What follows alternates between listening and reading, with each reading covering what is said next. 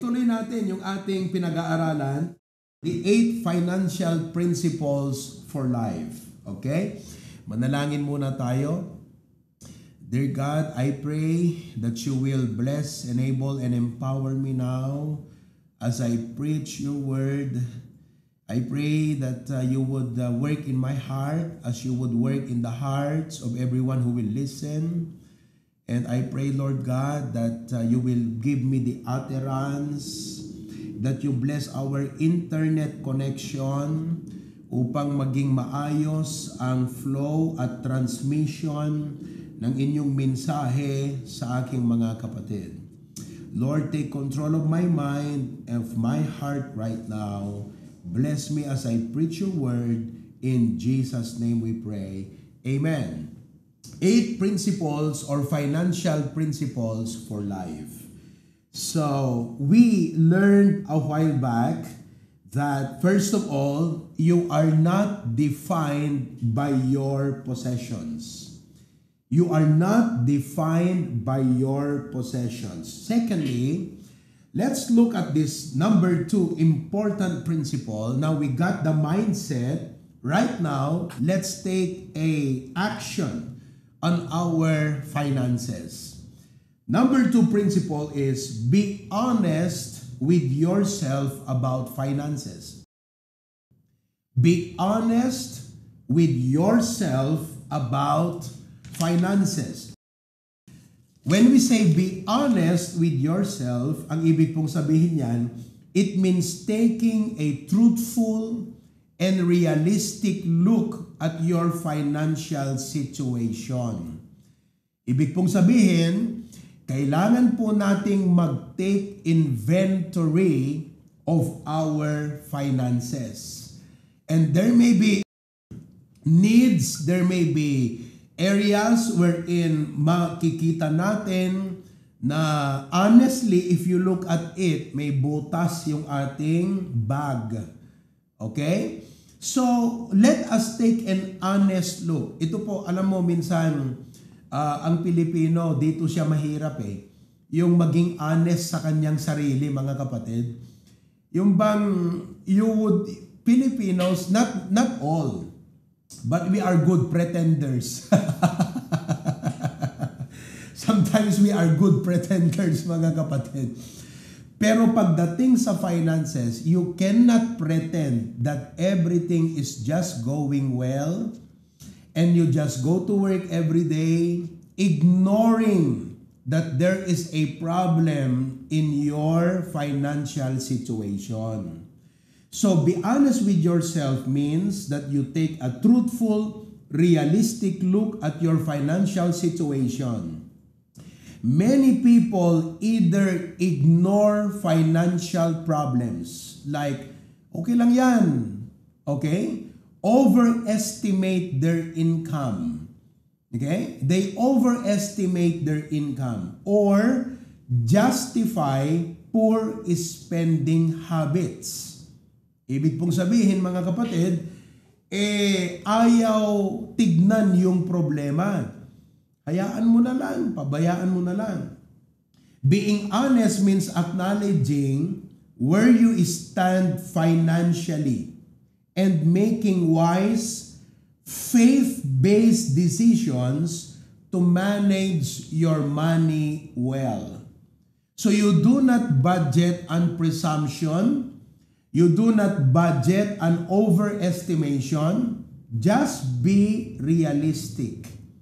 Basically, you will only need a pen and a notebook and put all things down on record and be honest with it and look at the result.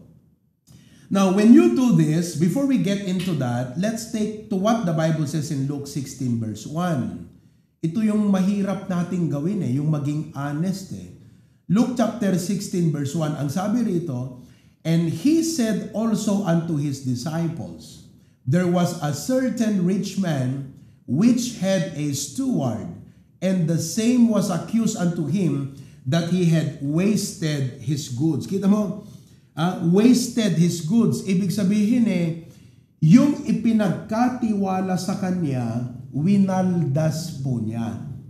Now, would you like to be a person, mga kapatid, nang sasabihin ng Diyos sa'yo, bakit mo winaldas ang mga binigay ko sa'yo? Diba? We do not want to be accused of God that way, that we wasted the goods that He gave to us. So, we need now to take an honest look to avoid waste. This includes, first of all, living within your means. That is very simple, very basic, but it's not easy to apply. Do you know why?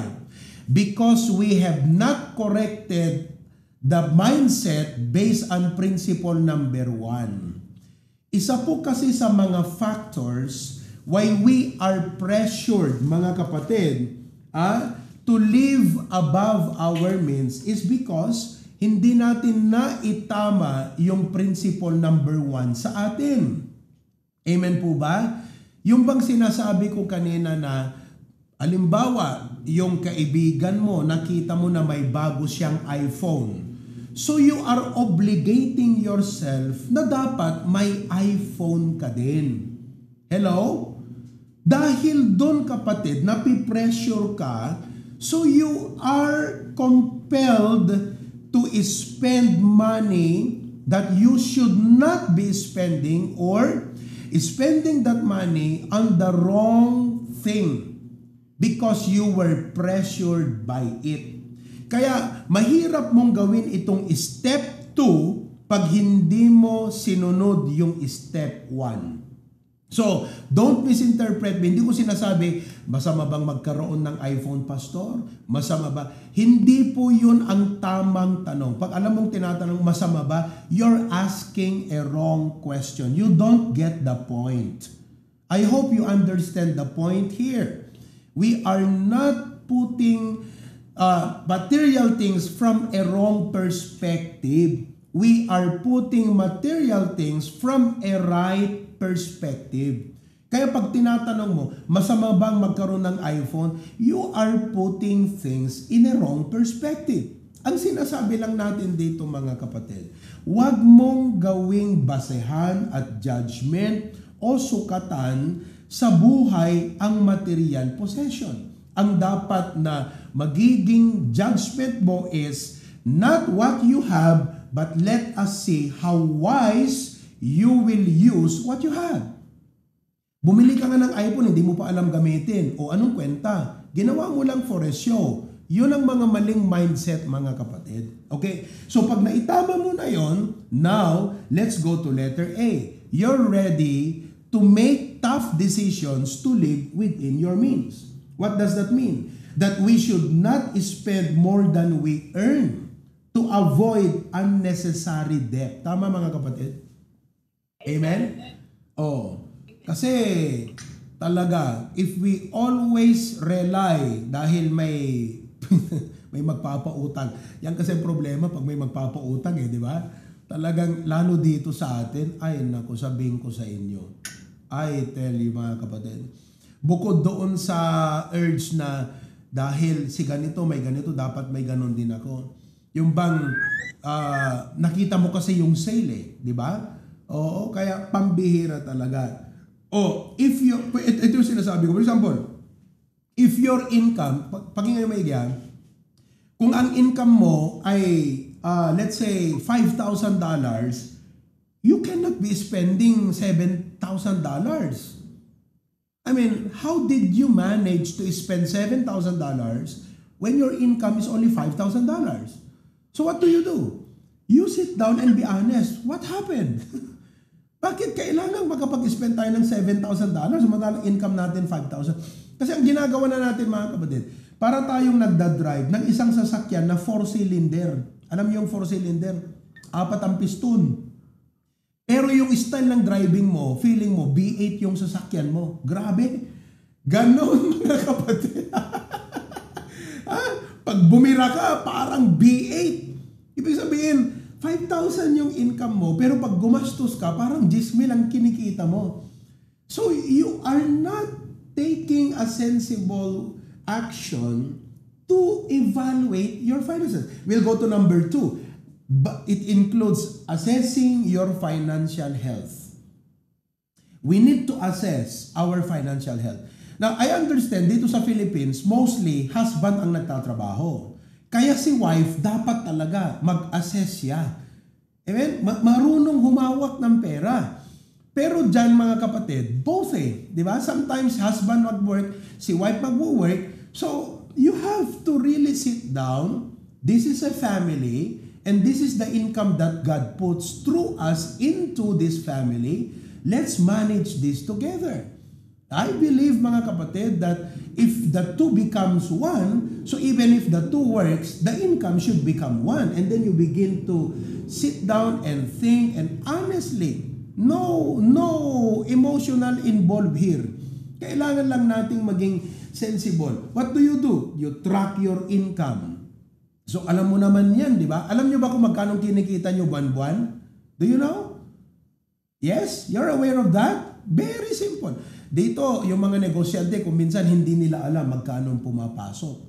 You need to track your income. Ano pa? Your expenses.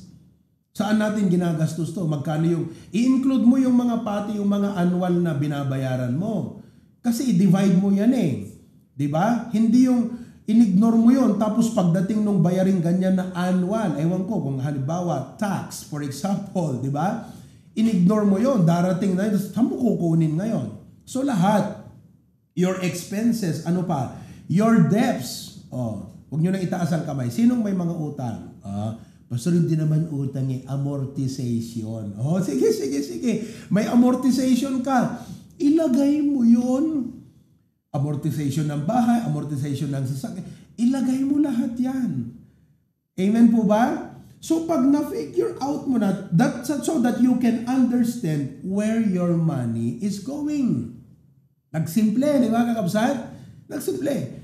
But we don't want to do that. You know why? Kasi alam natin may problema You know, avoiding to face this reality implies there is a problem going on, but you don't want to deal with it. If that's a health problem, it will turn to become a cancer. And it will cost you more by ignoring it than facing the reality and make tough decision to alter your financial situation. Alam nyo naman, ang puso ko bilang pastor preach kami ng giving dito. Pero kung hindi mo gagawin ito, hindi mo magagawa yung goal ng Panginoon. Mahihirapan ang Panginoon na i-bless ka. Kasi, na mai-plaster, di blessing naging ka at di mo wise di management tayo. Take inventory and make tough decisions. It also includes what? Taking responsibility. If there are financial struggles, don't blame others. Kasi si ganito Or ignore the problem. Make a plan to improve your situation. Makikita mo yan sa Luke chapter 16. In-account kasi yun. So, let us face it. And you will answer to God for your money. Hindi ka man sasagot sa akin. But I need to tell you, you will answer to God for how you use your money. And it also includes letter D, avoiding covetousness and envy. Pag sinabing avoid mga kapatid, don't let it stay in you. Pag alam natin na meron tayong covetousness, ano ba ang covetousness sa Tagalog? Yung what is yours is mine, I will take it. Yun ang covetousness Covetousness also means I want to have more. Okay? So if there's covetousness mga kapatid sa atin, o kaya envy, alisin natin. Hebrews 13:5. God tells us here in Hebrews 13 verse number 5. Asad man dito Ilocano. Dinggan nyo kakabsat. Kuna na dito ipanagbiagyo ket awan kuma ti kinaagom. Praise God. Ket mapnek kayo kuma ti adda kada kayo. Sino kada kay ti mapnek ti adda king kwa nga blessing? Amen. Anla ka mabali na blessan ti apo no hang kapela mapnek ti adda king ka. You thought to have now we always feel that more means quality of life. more does not always mean quality of life. Sometimes, more will give you more headache, mga kapatid. Are you following now? Oh, kasi halimbawa, limatlugan mo, anya nga parikutan ka kabsat deta. Tinumber 1 na parikut mo, dududwa kayo, kasano nga madrive yu talima? Matinding problema yung Brother Erwin. Pangalawang problema mo, maintenance. More does not always mean quality. Sometimes, ulitin ko po, more means more headache. Oh, yung mga pastor, sabi nila, pastor, nakakatuwa, ang dami mo ng member. Akala nila, more members means more better. Sa totoo lang, more members means more responsibility. Kaya nga, yung pastor na malaki ang church, sabi niya dun sa pastor na 10 lang ang miyembro, nakakainggit ka, pastor. Yung pastor na 10 lang ang miyembro, inggit na inggit doon sa pastor na malaki ang church. Sabi ng pastor, naku pastor, huwag kang mainggit sa akin. Ako ang dapat mainggit sa'yo. Kasi ikaw, ang sarap-sarap ng tulog mo. Ako hindi. More does not always mean better. More can mean more problems and more headache.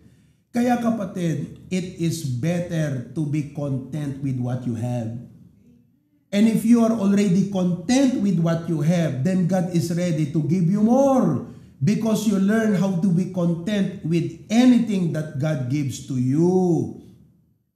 Oh, naunawaan niyo mga kapatid?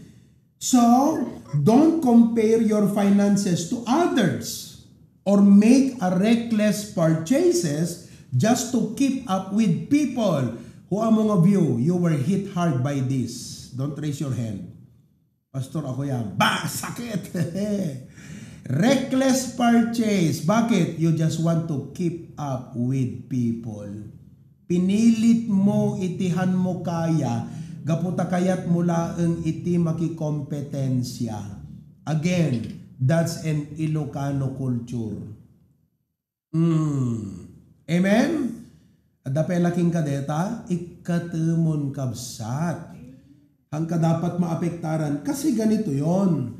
Someone else's financial blessing doesn't mean your financial failure. Oh, parang ito yung palagi kong sinasabi. Another Ilocano culture. Para sa'yo ang ganda-ganda ng bahay mo. Amen? Nung nagpatayo yung kapitbahay nung munang mas malaki, pangit na yung bahay mo. What does that mean? The financial success of your neighborhood became your financial failure. Mali, mga kapatid. Maling-mali. Kaya alisin mo yung envy. Envy ang nagpapahirap sa tao. Mas maigi pa yung tao, mga kapatid, na konti ang pera pero kontento. Pero yung tao na kahit magandang trabaho pero dahil may envy, hindi masaya yan. At I tell you, mahirap kasama ang tao na may envy, mga kapatid. Mahirap. Oo. Ay, lumaki tayo sa ganun eh. Siyempre, yun ang narinig natin sa mga nauna sa atin, mga lolo-lola, pas nagkaanak ko ibagot montot pamilya tayo pas nagkaanak ko asikantot mangitag ay tinagan tayo O, di ba? Pag na-save ka na, baguhin mo na yung mindset natin, mga kapatid. You see that? So, your financial health is determined by wisdom, not your wishes. Marami kang mga gustong bilhin, hindi po yan ang magdedetermina ng financial health mo. Ang magdedetermina ng financial health mo, yung wisdom mo, paano mo i-appropriate yung mga blessings mo. So financial honesty is about recognizing your financial reality and making responsible choices. Pag sinabi mong responsible choices, pag tinanong ka, bakit mo binili yan, you can make a sensible justification. Pero pag sinabi, ba't mo binili yan? Wala lang, gusto ko lang. Yun, mahirap yung mga ganong sagot, mga kapatid. Pero pag sinabi, ba't mo bibilhin yan? Well, alam mo ba itong bibilin ko na to? Investment to. Good. Sensible yan, sensible. That's what you call responsible choices. and trusting God while applying wisdom. Kaya, mga kapatid, buti pa kayo dyan. Sabi namin dito sa Pilipinas, uy, naimbag kay Paita Amerika, adama kwen tayo, da kami kutawan. Kung nadatino ko, kasi kayo, araw-araw kayo nagtrabaho. Per oras sweldo nyo. Dito mga kapatid, hindi per oras sweldo kung may trabaho lang. Di ba? Kaya pag sinasabi ko sa mga brethren dito, mga kapatid, umupo kasi kayo, kwentahin nyo ang income nyo. Pastor, paano pag wala po kaming makwentang income? Di ba? Pero, brethren, listen. I hope you will apply principle number 2. Agawid kayo, hanggi agap-apa. Amen. Ayoko namang mangyari na mag-aaway kayong mag-asawa. Bakit? Kasi yung preaching ni Pastor Proby Huwag kayong mag-away. Mag-usap kayo na honest. No emotions involved, ha? Huwag yung mag-uusap kayo na sasamaan loob. Paano yung ganyan. Let's just be realistic. At kung meron tayong mga desire at wishes sa buhay natin, we are not closing the door. Ang gawin lang natin, let's just make a realistic assessment at kung may mga desires tayo, ilagay mo lang sa listahan yan at mag-pray kayong dalawa. Pero at least, you have a good start. Amen? By assessing it, you have a good start. Tapos ulat nyo, ano bang desire mo? Bakit? Kastoy kumamat. Isurat mo. Sikamat karod lakay. Kastoy kumamat. Alay, surat mo. Anapay, isurat mo, ngam alagat ko na, dawatan tayo kan apo deta. But let's begin with this. Hello, kakabsat, amen? Amen. Si bibiyag kayo, dita, amen? Amum kakastoy, di pagsasaritaan ka talaga nga bubarbarat, kimot, na yan tao ka. Okay, number 3. Number 3, kakabsat. Third principle, you are a steward of all you have. Mahalaga po tong mindset na to. It is technically yours, but ultimately, it is God's money. We are just managing it. So what do? Una, be thankful for what you have. Amen? Ibig sabihin, dapat isipin po ninyo, i-address ko lang, adangamin digitay, medyo pagka nagkaroon tayo, feeling natin, ang taas-taas na natin Ito po, gusto ng Panginoon na ma-break yung ganong mindset. Pakinggan po ninyo ang aking sasabihin sa inyo. Kapatid, hindi ka iblines ng Diyos para maging mayabang ka. Meron kasi tayong human nature na pag tayo yung unang nagkaroon ng iPhone, grabe, parang there is that pride of life, you know? Hindi ka blines ng Panginoon para maging mayabang. Kaya alam niyo po, by the grace of God, pag nagpipreach ako sa mga churches, kung maaari, iniiwasan kong ipakita tong ministries na. Dati talaga, I make believe talagang hindi yung maging proud, pero just for them to realize the grace of God in our church. Pero na-realize ko, pag pupunta ako nagpipreach sa isang church, binago ko yung mindset ko Hindi ko binibida yung HBBC, mga kapatid. Although alam ko, may karapatan akong ibida kasi the Lord has blessed Pero iniisip ko, pag nag-preach ako sa isang church, hindi ako ron para ibida ang sarili ko. Hindi ako magpipreach doon para hangaan ang HBBC. Nandun ako para tulungan yung pastor. At pag binida ko ang sarili ko, binida ko ang church natin, alam mong gagawin ng mga members? Iko-compare yung pastor sa akin. So pag alis ko, ang naiwan ko sa kanila, comparison. Pero bida ako. Tama ba yun? Mali. Kaya pag ako po'y nagpipreach sa church, hindi ko na masyadong binibida. Kung sakali man may mabanggit ako, ang sinasabi ko lang, mga kapatid, hindi ko sasabihin to para ipagyabang HBBC. Pero just to give you an idea for my point. For the sake of illustration lang. To point something. Kasi, I realize, mga kapatid, sabi ko, magpipreach ako sa church na to, may pastor dito. Ang trabaho ko, i-build up ko yung pastor dyan. Kagabi, anong sabi ko doon? Nag-preach ako doon kay Pastor Sammy Valdez. Siyempre, hindi, kung comparison sa church natin, sila hindi katulad natin na malaki. Pero ang dami din nilang mga professionals. Kaya anong sinabi ko ron? Sabi ko, tignan nyo yung pastor nyo, apakasipag sa gawain. Kaninang umaga, nag-travel, pumunta ng Alakapan, nag-mission trip. Alam mo, sabi ko sa mga members, alam nyo members, kung ako miyembro rito, naku, ang sarap sabayan ng pastor nyo. Susuportahan ko yan. Mamaya, paputputak kwarta deta kasi mapanag-mission trip. Di ba yun dapat ang approach ko? Kasi yung nandun ako, mga kapatid, kami lang ang may pinakamalaking kapilya rito. Sabihin ko sa inyo, yung aircon namin ganito. Wala. Magkanong mga electrical expense nyo rito? Ganyan? Naku, time is 5 sa amin. Anong epekto nun? Yan po ang yabang. Kaya, mga kapatid, alisin natin. Hindi ka iblines ng Panginoon para may maipagyabang ka. Iblines tayo ng Panginoon para may maipagpasalamat ka sa Kanya. Amen, mga kapatid?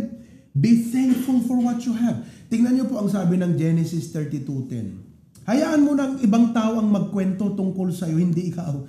Genesis 32:10, anong sabi? I am not worthy of the least of all the mercies. Grabe, mga kapatid. Tignan mo yung pinakamaliit na blessing mo at sabihin mo sa Panginoon, Lord, hindi ako worthy sa pinakamaliit. Kaya nga, pag nag-uusap kami magkapatid ni Preacher Glenn, same heart kami eh. Kita ni Preacher Glenn, hindi masyado nagpo-post yan.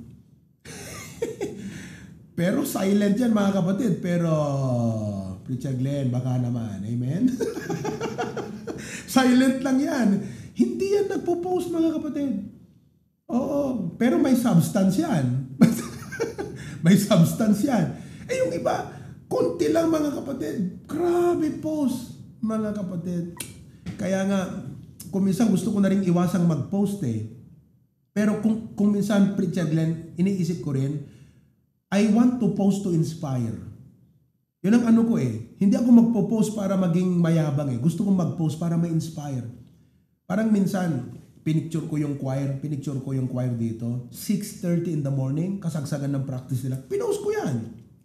Sabi ko, praise God for the dedication of these choir members. 6 o'clock in the morning, they are here to practice and getting ready for the 8 a.m. morning worship. May isang pastor na nag-comment doon, sabi niya, kayo po ay inspirasyon. Yun ang maganda. Amen? Hindi yung pinost ko, tapos nayabangan sa akin. Yabang nito. Okay? I wanted to share, to inspire. You know? So, you are a steward. Be thankful for what you have. Kung kayo po ay pagpapalain ng Diyos, ang ganda po yung spirit na sasabihin mo, mga kapatid, I know the Lord has blessed me, pero ang prayer ko po, hindi lang ako ang mabless, dapat lahat tayo mabless. Yun ang magandang spirit. Hindi yung feeling mo, ikaw lang yung mataas, ikaw lang yung magaling, ikaw lang. Hindi ikaw na lang, ikaw na sa mundong ito. Lumipat na kami lahat sa Mars at Saturn at Venus, okay? Letter B, be faithful with what's in your hand. Amen ba, mga kapatid? Be faithful with what's in your hand. A blessed man is not just the one who receives much. Oy, grabe, congrats na-promote ka ha. Blessed ka. Teka. Hindi pa blessing yun. Ang totoong blessing is the one who uses it for the Lord. Nagiging blessing ang meron ka o binigay sa'yo pag pinapagamit mo sa Lord. Amen. Kaya kahapon sinabi ko na rito, kayong may mga sasakyan, magpipray na naman kayo ng sasakyan. Wala pang nadadala yung sasakyan nyo na bisita rito. Wala pang naihahatid na kapatid ng sasakyan nyo. Magpipray na naman kayo ng bagong sasakyan. Bakit? For SEO? Alam mo ang maganda, mga kapatid? Yung magpa-pray request ka, mga kapatid, magpapa-pray request ako ng garisas ng sasakyan. Bakit? Kasi pag pumupunta kami sa church, masikip na kami. Kulang na lang na konduktor yung misis ko eh. Bakit? 10 anak ko. Diba? Ano bang sasakyan nyo? Toyota Wigo. Oo nga, hindi talaga sapat. Hanggang compartment yan, kapatid. Siksikan yan. Diba? Kaya anong gagawin mo ngayon? Tapos yung iba naman, preacher, prayer, bakit? Hindi na kasya yung sasakyan namin eh. Bakit? Hindi naman nanganak ang misis mo. Tumaba kami lahat. Diba? Talagang hindi na kasya. Yung likod na kaya dati ng 5, tatatlo na lang. Diba? Ito yung mga bagay na, listen to me, mindset talaga mga kapatid, ha? The real blessing is determined not by you receiving it, but you are using it for the Lord. Amen ba mga kapatid? Ngayon, sino sa inyo ang nagpipray ng mas malaking sasakyan? Taas ang kamay. Amen. Yan, wala nang gustong magtaas. Si Brother FMM. Para may madala ka pa. Ang dami nang nalalang bisita nito, si Brother MM eh. Praise God. Di ba? Stewardship is about faithfully handling what God gives you in a way that honors Him. Letter C, remember who your real master is. Alalahanin mo kung sino ang master mo, kapatid. Amen? This means that God and not money should be the ultimate authority in your life. Whatever controls your decision, desires, and priority is your master. Yung binasa ni Tito Sani kanina, tama yon. You cannot serve God and mammon. Amen? Number 4 and last. Para sa ating part 1. Principle number 4. It is principle number 4. Listen, give to God first. Halaga yan. Give to God first. This means that before spending on anything else, dapat nakatatak sa'yo, you prioritize giving to God as an act of worship, obedience, and faith. Kahapon, nag-first fruit commitment tayo. Alam nyo, to God be the glory. Ang nakaka-notable sa akin at ipag-pray nyo na hindi po magbago, yung Australia. Share ko kay Preacher Glenn mamaya. Grabe mga kapatid. Nandun sila lahat kahapon, puno. And all of them made a first fruit commitment. And when I look at the result, I said, man, how could these people give a month's salary to the ministry? But you know what? They learned to put God first. Amen, kakabsat? No narigat pela king katarik nam ita kat matalyaw mo deta amount ta itud mo kakabsat. It's time that you be set free from the greed of money. You see that? Give God with the first and the best. Amen? Give God with the first and the best. Kaya kung nakinimam kay di December, sabi ko, mahal ko, gusto kong i-practice tong first fruit na first fruit talaga. Bakit? Sabi niya, kasi gusto ko yung unang allowance ko sa church ng January, bigay ko na yan. First fruit of the year. Pero by the grace of God, the Lord has allowed us to do a little budget. Kaya kahit binigay ko po yung isang buwan na allowance ko from the church, sa Panginoon, we were able to survive for January. Sapagkat na-i-prepare ko na rin po. Sabi ko, huwag kang mag-alala, may pang-grocery ka pa rin. Huwag kang mag-alala, nag-save ako. Hindi ko gagawin to na hindi ko pinaghandaan yan. Diba? So praise God that we can honor God. Kaya mga kapatid, ayusin mo yung finances mo para ma-honor mo ang Diyos. Gusto mo ba yung mag-honor ka sa Panginoon na mabigat sa pakiramdam mo kasi broke ka? O gusto mo yung mag-honor ka sa Diyos kasi wise ka sa ginagawa mo? Don't tip God. Letter B, give God what is right, not what is left. Basahin nyo nga, everybody go. Give God what is right, not what is... Yan. Anong ibig sabihin yan, Brother Reggie? Brother Reggie, alam mo ibig sabihin yan? Dapat pag nag-offering ka, Brad, kaliwang kamay ang maghulog. Ay kanang kamay, hindi kaliwa. Give God what is right, not what is left. Tama ba? Mali. Ibig sabihin yan, mga kapatid, hindi ka magbibigay sa Diyos based doon sa natira. Magbigay ka sa Diyos, tama ang ibigay mo. Amen? Giving is not losing, it is sowing. Kasi yung iba sabi nila, Pastor, hirap ng buhay ganito, so pagbibigay pa ako. Yung iba magfulfill ng first fruit commitment niya. Galing kasing mag-preach ni Pastor kaya wala akong magawa, pipirma na lang ako rito. Oh, listen to me. Nakakita ka na ba ng farmer nagtatanim ng corn? Sino ka dati napadasan at nagmulat mais? Itayag na ima na. Nagmulat mais? Oh, nakakita ka, Brad Reggie, nagtanim ka na ng mais, Brad. Nakikita ka na nagtanim ng mais na sabi niya, why am I doing this? I'm throwing away the seed. Sabi niya, oh, agibulbul lang ka no, tibukal. Nakapagkapay di ka sa farmer. Hindi siya nagtatapo. No, he is not throwing away the seed. He is planting the seed. So when you give, you're not throwing away your money. You are sowing. Kaya ang sabi ng Bible, he which soweth sparingly, konti, will reap sparingly. He which soweth bountifully, shall reap bountifully. Kaya pagdating sa giving, huwag kang umiiyak. Kasi kung ganun ka, tearful giver, hindi ka cheerful giver. Oh, amen? Now, here's the exciting part. If you take this principle seriously, your life will level up. Sino sa inyong gustong mag-level up? Okay. God will be honored. Oh.